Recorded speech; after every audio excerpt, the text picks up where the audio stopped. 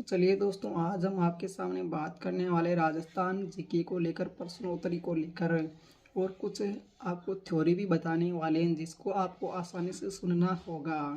तो सबसे पहले हम बात कर लेते हैं, राजस्थान का पश्चिमी रेगिस्तान है जहाँ थार का मरुस्थल है।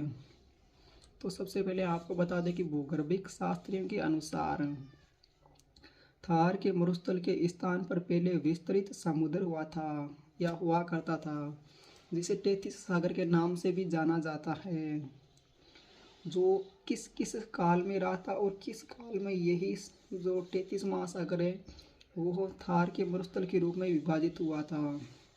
जहाँ 33 सागर के बारे में बात की जाए तो ये जुरासिक काल का, क्रीटेशियस काल का और इयोसीन काल तक रहा था। फिर भूगर्भिक हलचल एवं जलवायु के शुष्क होने से मरुस्थल का उद्भव हुआ था। जलवायु में हलचल होने की वजह से और उद्भव की वजह से मरुस्थल का उद्भव हुआ था। जहाँ प्लेस्टोसीन युग में यहाँ मानव ने कदम रखा था। बोले तो पहले का काल जहाँ बात की जाए तो एरा आता है पेलियोजोइक एरा।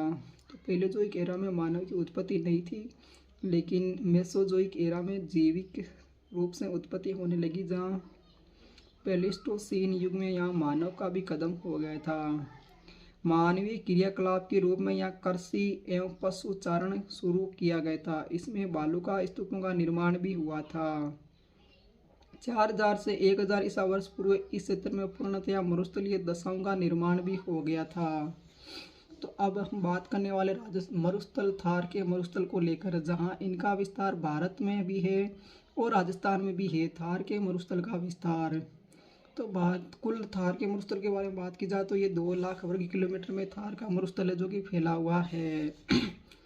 जिसमें से बात की जाए कि तो ये भारत में है वो लगभग 85% है, बोले तो 1,75,000 के लगभग वर्ग किलोमीटर है। जबकि इसका क्षेत्रफल पाकिस्तान में बहुत ही निम्न है।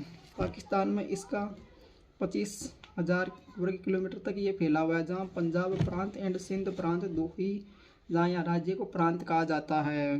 तो राजस्थान में इसका 61% भाग फैला हुआ है। इसके अलावा बात की जाए यहाँ पर गुजरात में तो 20% भाग है। इसके अलावा पंजाब हरियाणा यहाँ पर जो फैला है उसको थार का मरुस्थल कहा जाता है। जबकि पाकिस्तान के सिंध प्रांत और पंजाब प्रांत में जहाँ फैला हुआ है उसे थाल का मरुस्थल कहा जाता है। तो इसका नाम है रेगिस्तान और वहाँ पर कहा जाता है चोलिस्तान। जहाँ फिर इसके कार्यक्रम को बढ़ावा या उसमें केंद्र सरकार या इंटरनेशनल सरकार की ओर से सहायता उन जहाँ लोगों को मिल रही है उसके लिए जो भारतीय जो विकास कार्यक्रम समितियाँ उन्होंने 1977 और 1978 के अनुसार संपूर्ण भारत में 142 डेजर्ट ब्लॉक बनाए गए थे। जहाँ राष्ट्रीय मरु विकास कार्यक्रम के अनुसार राष्ट्रीय मरु विकास कार्यक्रम में संपूर्ण भारत में 142 डेजर्ट ब्लॉक है वो शामिल किए गए थे, जिनमें से राजस्थान में इन्हीं डेजर्ट ब्लॉक में से 85 डेजर्ट ब्लॉक है तो राजस्थान में हैं। तो भारत में थार के मरुस्थल का सर्वाधिक विस्तार माना जाए तो राजस्थान में है, जिनका कहीं बड़े बड़े जिले में इसका विस्तार फैला हुआ है। तो भारत में शुष्क भूमि के बारे में आपको बता दें कितने % है, कितने बंजर भूमि है जो मरुस्थलीकरण है। तो भारत की शुष्क भूमि का विस्तार बात की जाए तो राजस्थान में शुष्क भूमि का देश के कुल शुष्क भूमि के में से राजस्थान की शुष्क भूमि है वो 61% है, 61%। वहीं गुजरात के बारे में बात की जाए तो गुजरात में शुष्क भूमि का 20% भाग है गुजरात में है जो अनुपजाऊ है, जो कच्छ के रण के रूप में या अन्य रूप में। जबकि पंजाब के बारे में बात की जाए तो पंजाब में शुष्क भूमि का 5% भाग है वो है और पंजाबी भूमि उपजाऊ है। हरियाणा की बात की जाए तो हरियाणा में 4% अनुपजाऊ या थार के मरुस्थल के रूप में इसे काउंट किया गया है। आंध्र प्रदेश में इसका विस्तार अधिक है जहाँ 6.6%, जिसका औसत माना जाए 7% माना गया है। कर्नाटक में 3% और महाराष्ट्र में 0.41% है। राजस्थान में विस्तार, अब बात की जाए राजस्थान में थार के मरुस्थल का विस्तार थार का मरुस्थल अरावली पर्वतमाला के 50 सेंटीमीटर वर्षा रेखा और महान भारतीय जल विभाजक रेखा के पश्चिम में स्थित है।